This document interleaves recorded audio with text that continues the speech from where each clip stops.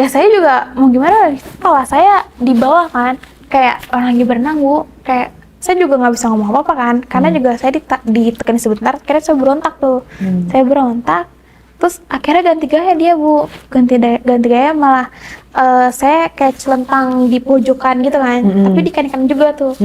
Nah, saya digituin lagi di situ, lebih ganas lagi di situ. Di situ saya langsung ngerasa kesakitan, saya minta udahan mulu. Bapaknya malah makin ninin saya banget, tapi kencang banget tuh. Terus kayak ya udah, terus bapak pantonya juga malah makin ngedesal lebih kencang lagi, malah dimatiin. Saya malah kesakitan di situ. Kayak ya udah di situ pas lagi saya mau berontak, malah bilang satu lagi gitu. Dia emang ngeluarinnya di luar sih, tapi kan kita kesakitan. Terus di situ saya ngomong sama bapaknya Panto gini, udah Pak, saya kesakitan gitu, saya udah capek juga gitu kan.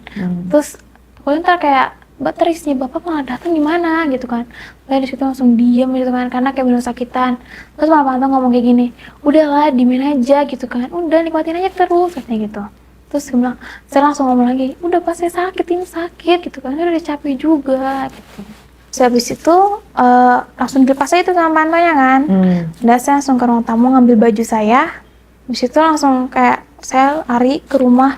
Terus saya benar-benar nangis, karena saya kayak benar-benar baru ngerasain yang kayak gitu, yang lebih parah gitu kan Bu. Saya takut banget, dan setelah beberapa hari juga saya nggak keluar dari rumah itu. Dan saya kan biasanya mencari masalah lagi, saya nggak gitu. Saya diem-diem di rumah karena kayak takut, benar kayak trauma gitu. Nah, tadi kan kamu yang bilang bahwa kamu yang menawarkan si bapak itu. Ya udah Pak, daripada ini kan gitu, kamu ternyata pas bapak itu si siapa sih, si bapak itu Pak Anto ya namanya ya, mau ituin kamu, dan dia lebih gila, malah kamu yang kesakitan. Jadi pelajarannya jangan coba-coba, karena kan kamu menyangkanya sama seperti Pak RT mungkin ya, kamu menyangkanya sama seperti bujang, tapi kan setiap orang itu punya beda-beda, kali aja dia hyper atau dia kasar, KDRT, apalagi dia suami orang, ya kan? Itu bisa beresiko sama kamu digerebek loh. Nanti yang gerebek Pak RT kecewa loh. Ternyata, gitu kan? Orang yang pernah sama aku gitu, aku menggerebek orang yang pernah sama aku, jadi akhirnya kayak gitu. Nah, kamu sendiri, jadi intinya tuh kamu masih mencari kepuasan atau seperti apa? Masih mencari, cuman pas malam itu saya kan karena trauma, yaudah saya beberapa di rumah dulu kan, baru saya mencari lagi gitu Bu. Kenapa? Mencari mangsa lagi di komplek saya gitu, karena saya juga kayak nggak mau nguras budget gitu kan gitu. Jadi kayak yaudah saya cari mangsanya yang daerah komplek aja gitu, kayak entah suami orang atau bujang atau siapa gitu. Ya ampun, jangan sampai terjadi tiba-tiba kamu nanti dihakimi oleh satu komplek loh. Tapi kamu udah berapa orang di komplek itu? Belum tahu sih, karena saya masih mencari yang lain gitu. Ya aku harap kamu cari pacar ya yang bener gitu kan. Masa di komplek itu nggak ada pacar yang single, yang si bujang itu juga udah nggak mau ya. Ya carilah yang bener gitu kan. Jadi dari cerita ini sebenarnya random ya.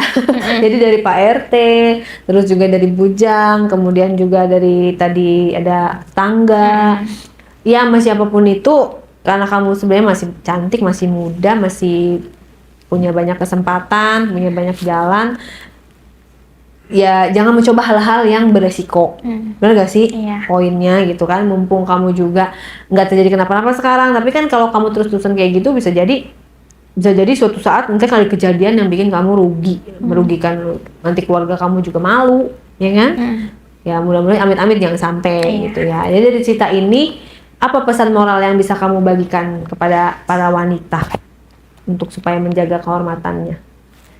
Pesan saya sih jangan suka ngoda suami orang atau gimana, takutnya ntar malah kayak saya kena gitu. Kayak yang tadinya saya mencari masalah lagi, malah saya kena traumanya sendiri. Gitu. Kena batunya gitu ya. Awalnya kamu yang menggoda, tapi malah kamu yang kabur sampai nangis. Jadi gitu guys. Semoga kita selalu memikirkan hal yang mau kita lakukan ya. Karena apa? Kalau udah kejadian, nyeselnya itu di akhir. Karena penyesalan selalu datang di akhir, jangan sampai deh. Oke, terima kasih ceritanya.